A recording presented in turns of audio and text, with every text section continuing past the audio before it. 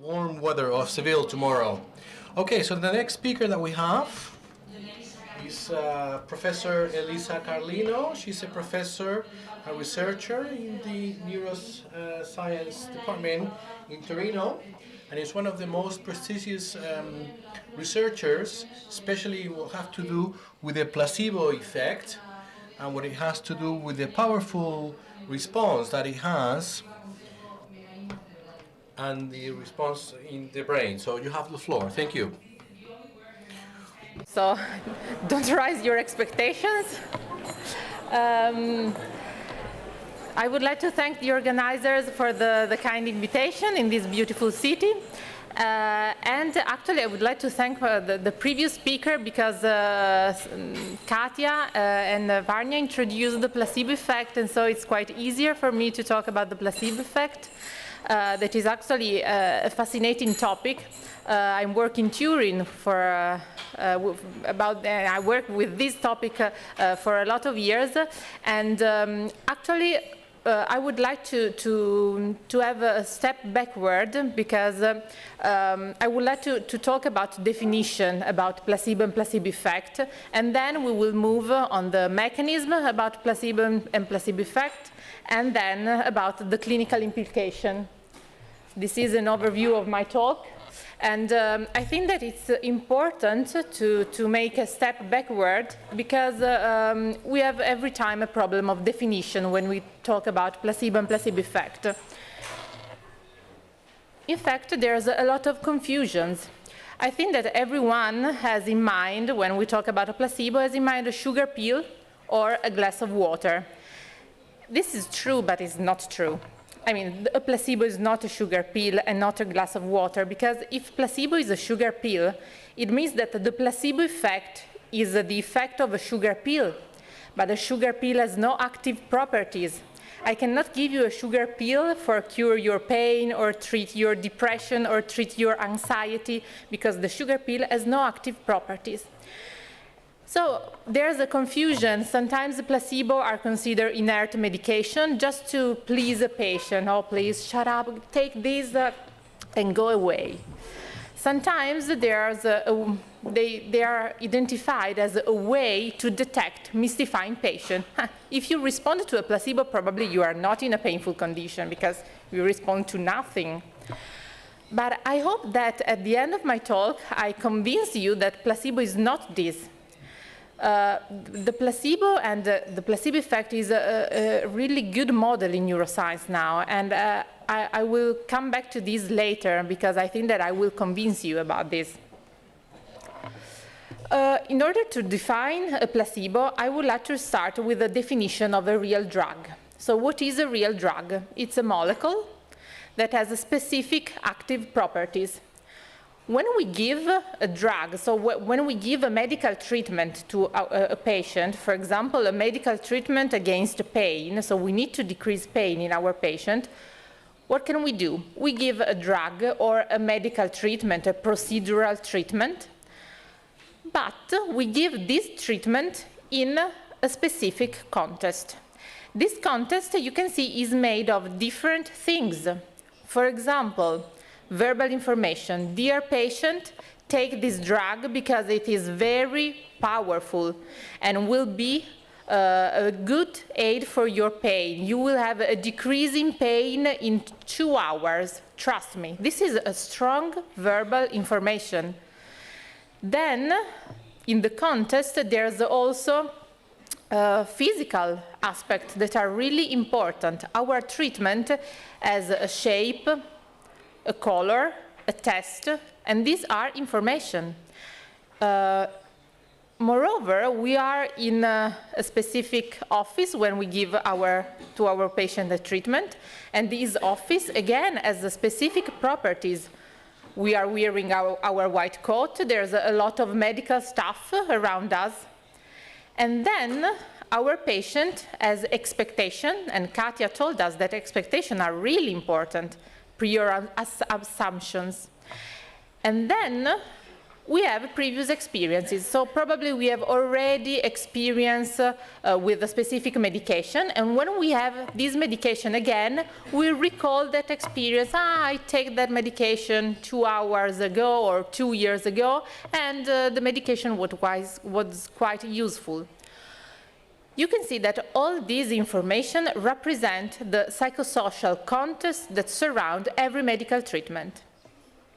When we give a placebo, you can see that the context surrounding the treatment is exactly the same. Same expectation, same verbal information, same previous experience, same shape, color, test. But the active drug is not present anymore. So, what is a placebo? Is the psychosocial context that surrounds the medical treatment, is the rituality of the context. So when we give a placebo, we simulate a context. So you can see that with this definition in mind, it's easier to define the placebo effect. The placebo effect is the effect of this simulation, the effect of expectation of previous experiences and so on. So it's not the effect of a sugar pill, but it's the effect of the context, it's the effect of the simulation. So now everything seems fine, but this doesn't work anymore. So can you? Okay. Actually, when we study the placebo effect, we need to be aware that when we give a placebo and we find an improvement in our group, this improvement can be due to different factors. For example, one patient can improve for a phenomenon that is the regression to the mean, or a spontaneous remission. All these, or for biases in reporting pain, for example. But we need to consider that these factors are not important for a placebo person like me, for someone that studied the placebo effect. So we need to control this factor. We need to be sure that the patient is not improving for other factors, but we need to be sure that he improves because he has expectation, previous experience, or genetic variables related to the placebo responsiveness. So we need to design a quite complicated studies in order to isolate the placebo component, the placebo effect, the neurobiological phenomenon from other factors. So we are actually interested in learning, expectation, genetic factors, and this is what we are talking about. Today I will talk to you about this phenomenon, so the improvement that takes place in the patient's brain when a placebo is given. I will start with the psychological approach, and I will describe you which are the psychological mechanisms that lead to a placebo response. Actually, there's a lot of mechanisms, but I will talk to you, we have not so much time, so I will talk to you about two psychological mechanisms that are learning, Pavlovian conditioning, and expectation. Probably you are all familiar with the Pavlovian studies with the dog that has the bell, so here the sound of the bell, and then food is presented, and so the dog salivates because there's food. After different pairings of sound of the bell and food, the dog starts salivation only with the sound of the bell. This is the classical conditioning procedure. In a clinical setting, what's going on? We give the active treatment, for example, morphine. This treatment is delivered in a specific clinical context. All these factors leads to an improvement in symptom, a decrease in symptom, an improvement in the pathology. After different pairings, and this is the so-called acquisition phase, we find that the clinical context alone can produce an effect. This is the placebo effect, the effect of the context. You can see here that this effect can go in two different directions. If we give morphine in a contest and the patient received expectation of pain decrease, we have a therapeutic benefit that is a pain decrease. But we can have also the opposite effect. For example, chemotherapy induced nausea, but the effect of nausea can be induced also by the context in which chemotherapy was previously delivered. This is the so-called nocebo effect, is the bad twin of the placebo effect. This is a clinical context. We have the active treatment to treat pain, for example, and we induce analgesia using a real medication in a specific context. What's going on in an experimental condition?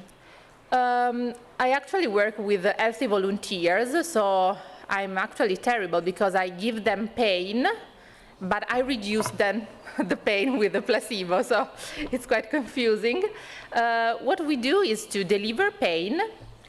We pair the painful intensity with different cues. For example, a green cue that we present on a monitor, or a plus, or a red cue or a minus. When we present the minus or the green cue, we tell to our volunteer, don't worry, the intensity is reduced. So when you see the green cue, don't worry, because you will experience less pain. In this acquisition phase, so we are here, in the acquisition phase, we actually decrease or increase the intensity of the painful stimuli. In this way, we induced a pairing, so the subject really experienced a decrease in pain when green is presented, and an increase in pain when red is presented. After different pairings, we give to our volunteer in the evocation phase the same intensity of painful stimuli, but again we present the cues. The effect is a decrease in pain when the green cue is presented, and an increase in pain when the red cue is presented. This is the placebo or nocebo effect, used with a conditioning, obtained with a conditioning procedure. I skipped this one. Okay. This is the second approach to describe the placebo effect, that is expectation. We have to consider that expectation and conditioning are not separated. They can work together in inducing a placebo analgesic response. When we use expectation, we can boost a placebo analgesic response through different factors. For example, using verbal suggestion and verbal information. The example that I told you before. Dear patient, this is a painkiller. It will be very useful. You will experience a decrease in pain in a couple of hours. This is a very strong verbal information. You can give this information in the opposite way. Dear patient, I'm sorry, this is a new drug. There's a lot of side effects, and actually it's not so powerful. You can try it. This is a very negative information. A patient that receives this information is likely to experience a nocebo effect. So in the cognitive factors, we have verbal information that can induce a placebo-nocebo effect, but also other factors such as desire and hope. If you desire, you really want to experience less pain, this is a powerful mechanism that can probably reduce your painful experience. And then the optimism and the opposite, the pessimism for the nocebo effect are important variables. Also cooperation and empathy, there's a lot of studies about this.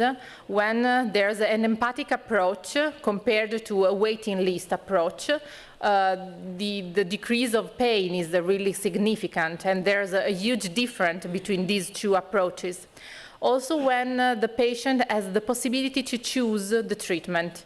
if you give to a patient the possibility to choose between treatment A and treatment B, the patient, according to that study of Rose and co-workers, the patient experiences a more decrease in pain perception, because there is a sort of participation of the patient in the cure process, in the healing process, and this boosts the possibility to have an improvement in the medical condition. On the opposite, anxiety is a really strong mediator of nocebo effect, as well as pessimism, as well as negative information.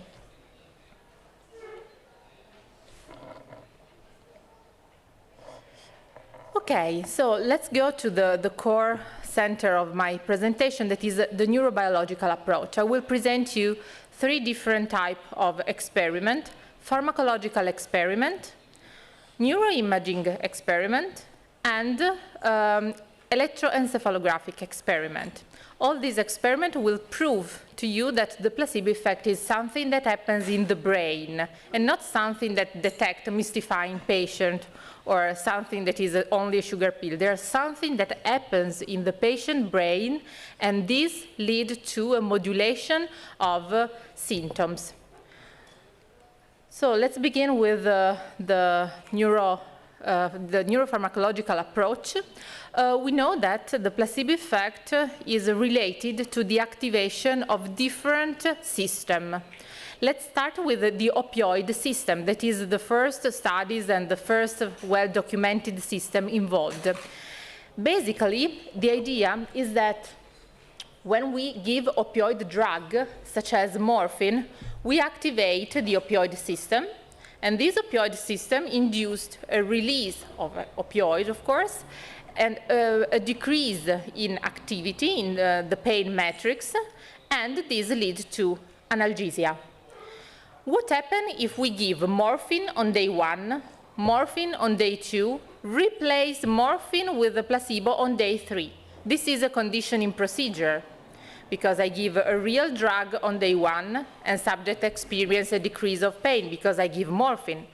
Then I give the real drug on day 2, and again the subject experience a decrease of pain because again I gave him a morphine. On day 3, I replace the drug with a placebo. What's happening? We find that we have a decrease in pain perception. So it means that placebo activate the same opioid system. In this case, there's an endogenous release, an internal release of opioids, and this leads to a placebo analgesia. We can confirm this, the involvement of this pathway using opioid antagonist. For example, if we give morphine on day 1, morphine on day 2, placebo on day 3 with naloxone, we block the placebo analgesic response. Why? Because naloxone is an opioid antagonist, so it's a drug that blocks the opioid system. And so the placebo cannot activate anymore this system because it's blocked by the naloxone. And so we can block placebo analgesia. Another confirmation is that we can boost placebo analgesia giving proglumide.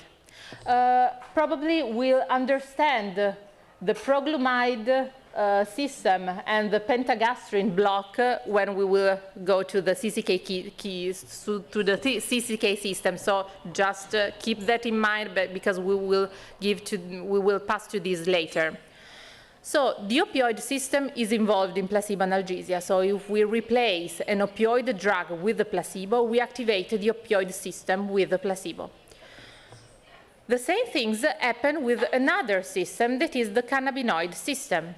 Again, we give a cannabinoid drug, for example, ketorolac. We give this drug on day 1, and then we have a decrease in pain perception. We give this drug on day 2, and again, we have a decrease in pain perception. We replace this drug on day 3 with a placebo. Again, we have an activation of the cannabinoid system and a placebo analgesia.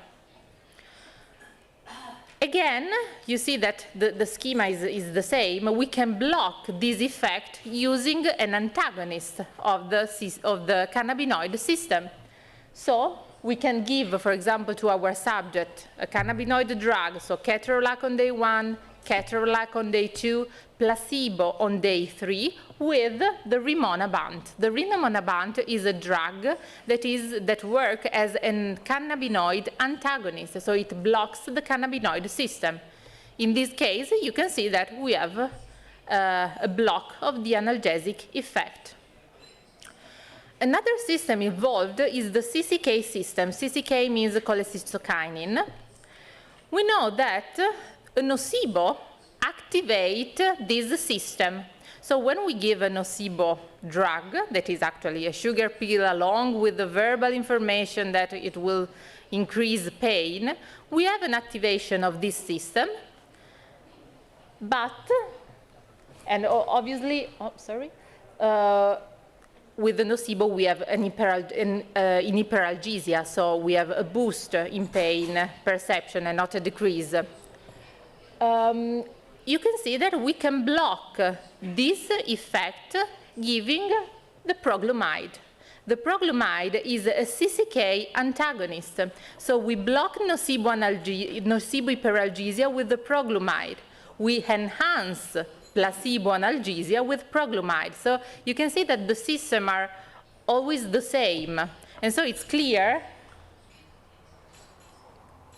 this part, because using proglumide, we block the CCK system, and so we boost the placebo effect. Another system involved, but this is quite a new study, so actually there's no, I cannot speculate a lot on this, but this is a really promising model.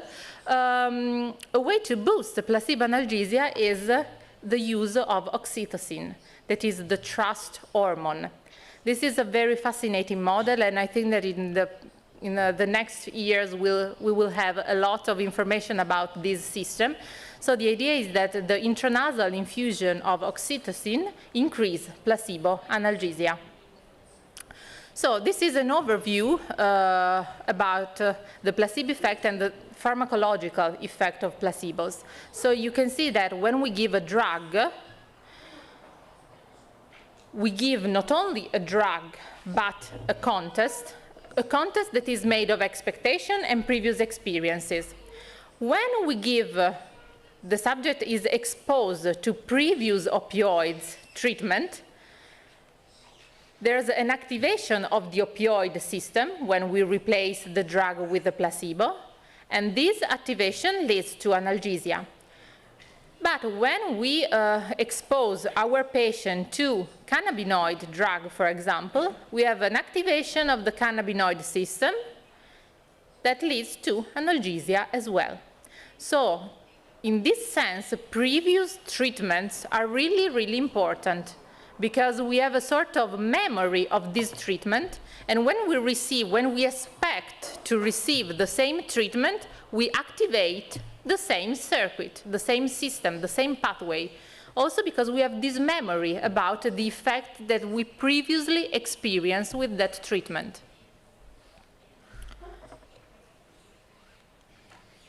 So let's move on to the neurobiological studies. We know that when we study placebo analgesia, it's really interesting to see what's going on in the brain. And we know that now there's a lot of evidences about this. There's an increase in activity in prefrontal regions. So prefrontal regions are really, really important when we had to study the placebo effect. You can see here the anterior cingulate cortex, for example, the dorsolateral prefrontal cortex are key regions. So when we are in a painful condition and we want to induce a decrease in pain using a placebo, we can expect an activation of this region. Basically, this is the idea. When we give pain, we actually have an anticipation phase, a real painful phase, a painful experience, and then we have a post phase that is the cognitive situation. So let's imagine, as Katia told us, the situation of the dentist. We are on the dentist chair. Dentist's hand is coming. Oh my God, pain is coming. oh my God, this is the anticipation, okay? Pain is not there, the hand is here. So the dentist it's quite close, so it's quite far from us, not so close, but we anticipate pain. Then the dentist is coming and pain is coming. After the dentist procedure, we can rate our experience, 8 from 0 to 10. In the anticipation phase, we can see that we have an activation when we study, when we are talking about fMRI studies, we have an anticipation, in the anticipation we have an activation of different brain regions, such as the dorsolateral prefrontal cortex, the anterior cingulate cortex, and the periaqueductal gray. There's an activation of these regions, and then when pain is actually there, there's an inhibition of the so-called pain matrix. Posterior cingulate cortex, caudate, thalamus, and putamen and insula. This inhibition during pain leads to a decrease in pain report. So when we give a placebo, we have, the anticipation of pain relief. There's a painful situation, and then the report is no longer 8, but probably 6 or 5 or less. So this is the story when we receive pain. Now I will move to the electrophysiological approach. Here again, the situation when we are talking about healthy volunteers. I work with healthy volunteers. Here, I studied the different types of pain and consider that the type of pain that you use is quite important. I study electrical stimulation and laser stimulations. Basically, what we did is give to our patient a cue in order to induce an expectation. Dear patient, when you see the red light, it means that pain is coming and pain is quite strong. When you see the green light or the minus, it depends on the study, but basically it's the same. When you see the minus, be quiet because the pain is not so hard. You can manage it. So we give pain, we give a cue. Then there's the anticipation phase. Pain is not there, but you expect pain. Then there's the stimulation. Then there's the nociceptive response to pain. Our previous speaker told about the laser evoked potential. That is an evoked potential that leads to, that can be seen in the brain. I will explain you how and where. And this potential is a measure of a nociceptive response, is a measure of nociception. Then we have our pain rating. In these few minutes, I will describe you 2 studies. The first one is the lab study, in which we investigated pain rating and the laser evoked potential. Laser evoked potential are electrical brain potential that can be recorded on the scalp. So we use an EEG. The EEG is a very non-invasive approach. During this morning, someone asked, is there a possibility to study pain in a different ways? Yes, probably we can skip with, we can not study only pain with the fMRI approach, but the EEG approach is very, very useful also because it's a non-invasive approach and a low-cost approach. Here you can see the LEP, that is a wave that occurs about 200 milliseconds after a laser stimulation. This wave is a biphasic wave that can be divided in 2 little waves. The first one is this one, is the N2, N because it's negative, 2 because it peaks more or less 200 milliseconds after the painful stimulation. And then we have the positive peak, the P2. This is the LEP complex, and this is a measure of nociception. We investigated this measure and pain rating, and this is the first study. In the second one that I will describe you later, we decided to investigate what's going on in the anticipation phase. In this case, we studied another evoked potential that is called expectancy wave, contingent negative variation, CNV.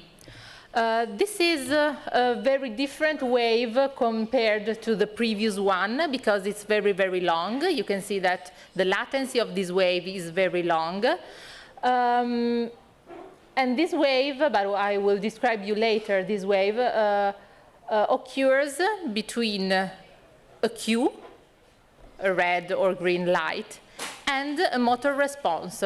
In this case, we asked to our volunteer, please stop the stimulation as soon as possible. In fact, we give not laser stimulation, but electrical stimulation. Let's start with the description of the first experiment.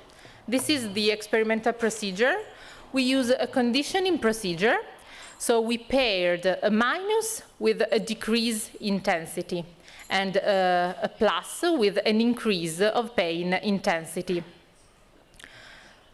We deliver 2 acquisition sessions. So in this acquisition session, we modulated the intensity. So when minus was presented, we decrease the intensity. When plus was presented, we increase the intensity.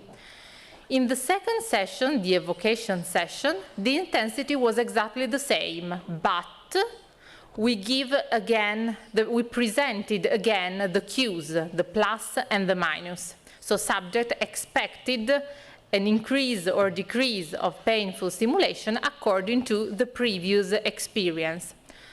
We divided our volunteer in 2 groups, the VER group and the no VER group. The VER group received a conditioning procedure along with the verbal suggestion. Dear subject, you will receive 2 stimuli. The higher stimulation are preceded by a plus. The lower stimulation are preceded by a minus. Please rate the stimuli. This is the VER group, a group in which we give the verbal suggestion about the procedure. In a second group, the no VER group, as you can imagine, we give no this information. Dear subject, you will receive painful stimuli. Please rate. Let's start with the results in the VER group. You can see the results here.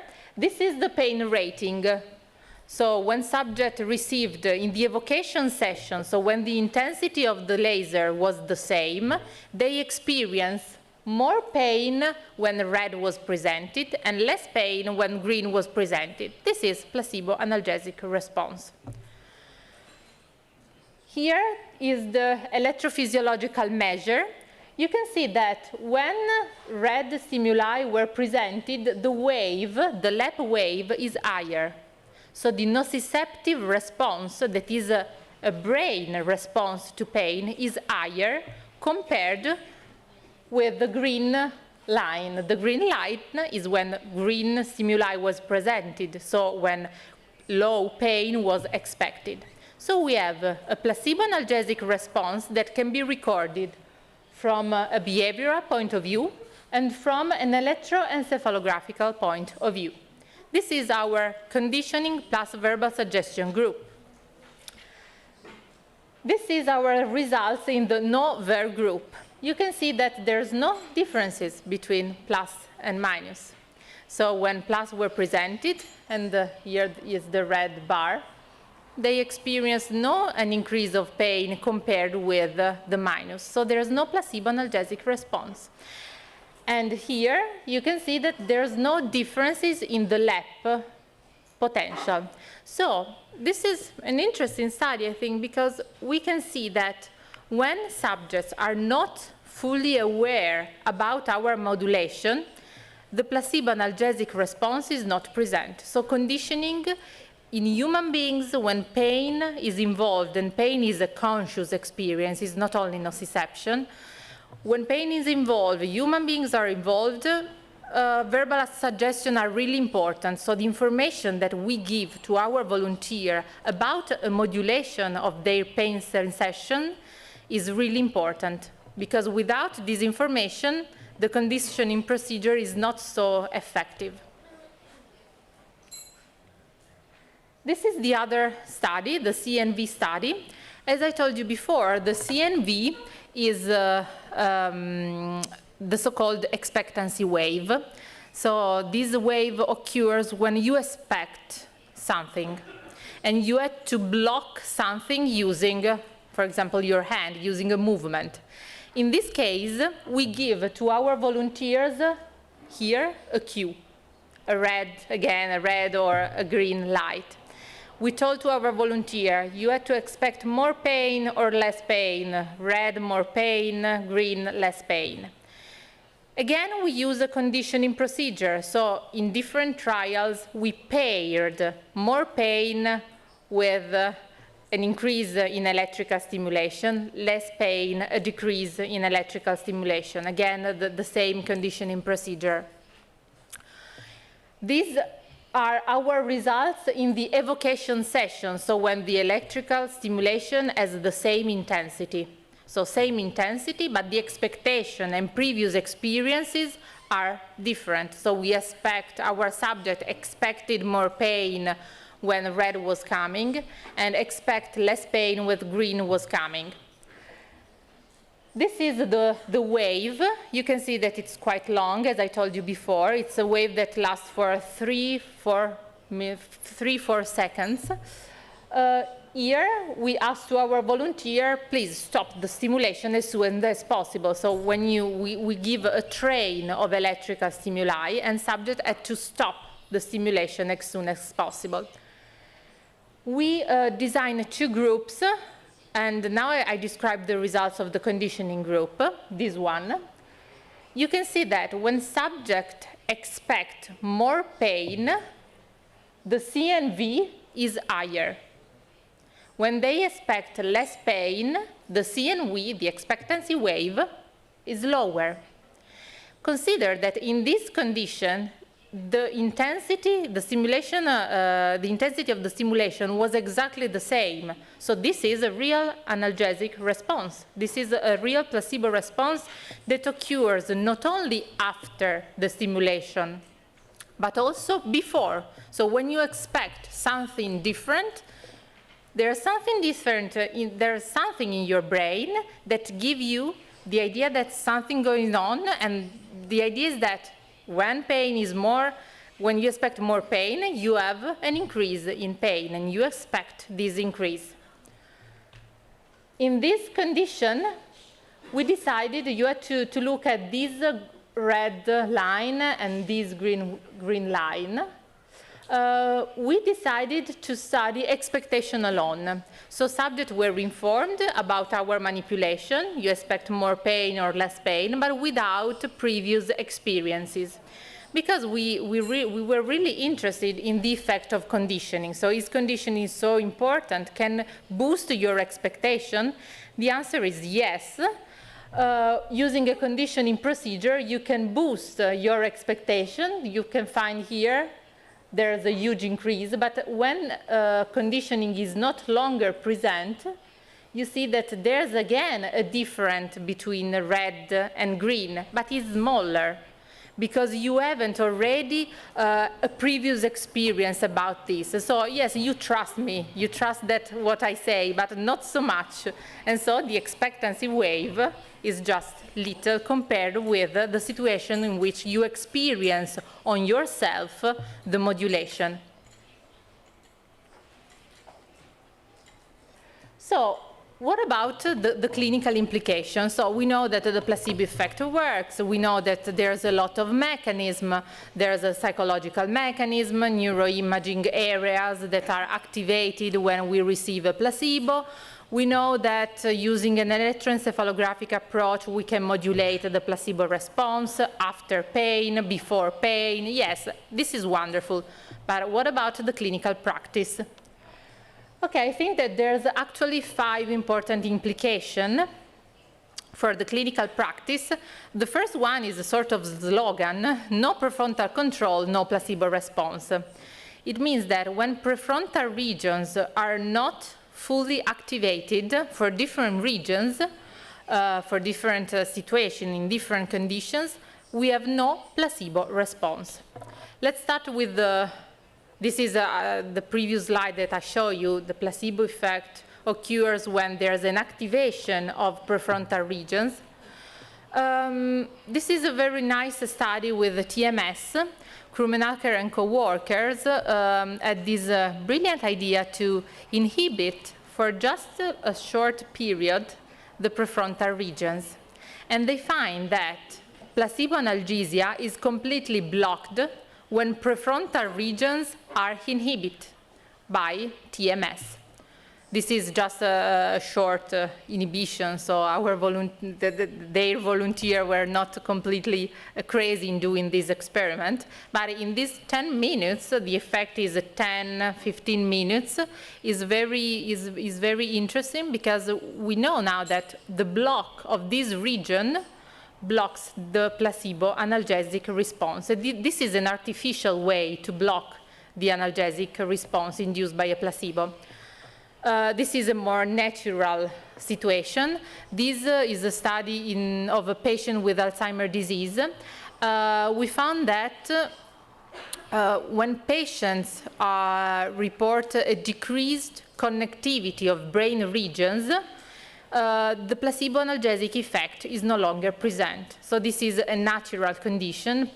Patient with Alzheimer's disease have problems in frontal regions, and in that kind of patient, they have an impairment in connectivity of frontal regions, and this results in a decrease of placebo responsiveness. This is another interesting studies about the relationship between white matter integrity and placebo responsiveness. And the idea is that the lesser the prefrontal integrity, the smaller the placebo response. This is a really interesting second implication about the use of placebo and the nocebo effect, and this is the so-called open-hidden paradigm. Previously, I described you what is a placebo. We told that the placebo is the contest.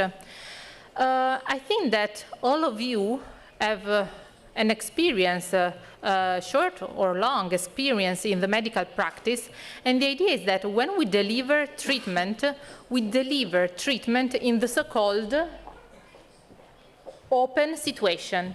So we give to our patient a treatment in an open context. So subject is fully aware about the placebo manipulation, about the treatment. So the patient is informed that a treatment is coming, is informed about the effect of the treatment, know everything about the treatment. Dear patient, now I give you the treatment, stay calm, relaxed, pain is going to decrease in a couple of hours. This is an open condition. Subject expect a treatment. We can compare this condition, that is a classical, routine medical condition, with a more artificial condition, that is the hidden condition. You can see that here the patient is linked to a machine, a computer. The computer gives the medication, and the patient have no idea about the treatment. I just finished this point, yeah? This is the situation, the comparison of pain perception when we expect a treatment and we not expect the treatment. This is the open situation. Subject know that here the metamizole, that is the painkiller, is delivered. And you can see that after this, the pain rating decreases. Have you an idea about this condition? This is a hidden condition. So you have no idea, the subject has no idea about the infusion. Do you have an idea when the computer infused the drug?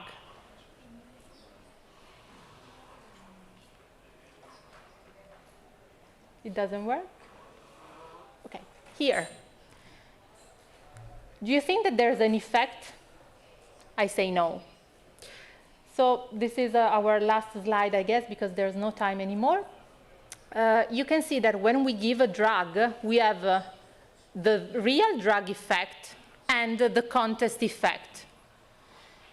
So the drug effect, when the drug effect is so small, probably the effect of the drug is actually a placebo effect. So when the hidden injection of a drug is not capable of reducing pain in a significant way, probably it's all about a placebo effect. Okay, I think that we have no time anymore for other slides, so thanks for the attention.